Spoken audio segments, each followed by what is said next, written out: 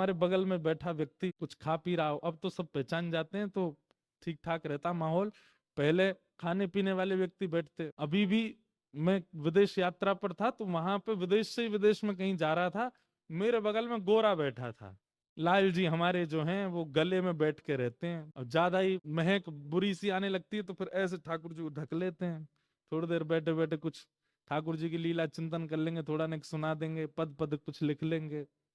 तो बगल में बैठा व्यक्ति, अब जैसे एयर होस्टेस आई पूछने के लिए वेज नॉन वेज, अब वो तो नॉन वेज ही खाते हैं, वहां तो वेज पूछते ही नहीं है।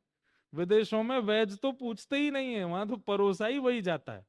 तो जब एयर होस्टेस आई तो वो मुझसे, उसने उसने कहा उससे, बोले 1 मिनट में पूछूं। तो फिर उसने मुझसे पूछा, आपको आपको कंफर्टेबल होगा मैं खाऊं? मैंने पूछा क्या खाओगे, फिर उसने बताया कि, तो मैंने कहा अगर सीट अवेलेबल हो तो मैं वहां चला, तो बोले नहीं आप बैठे रहो मैं जा रहा हूँ। सीट बदल करके उसने कुछ और पाया, और वो फ्लाइट लैंड होने तक आया ही नहीं मेरे पास।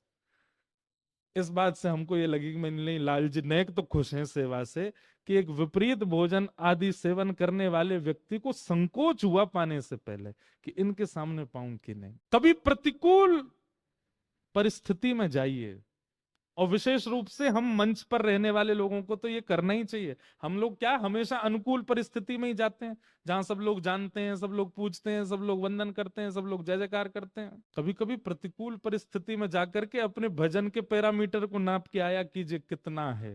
एक को भी लज्जा नहीं हुई है, सब जो खा रहे हैं, जो पी रहे हैं, जो कर रहे हैं उसी में ही व्यस्त हैं।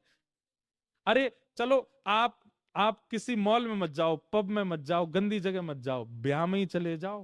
किसी का ब्याह चल रहा हो, ब्याह में भी तो कुछ लोग होते हैं जो विपरीत क्रिया कर रहे होते हैं, नाच रहे होते हैं, बैंड बाजे बज रहे हैं धुआंधार उल्टे सीधे गानों पर, लेकिन आपकी वैष्णव स्थिति उनके चित्त को थोड़ी देर के लिए लज्जित यदि करती है, थोड़ी देर के लिए उनको ऐसा था अभी ये खड़े हैं अभी तो नहीं नाचूंगा मैं, समझ जाओ कि आपका भजन फल देता है।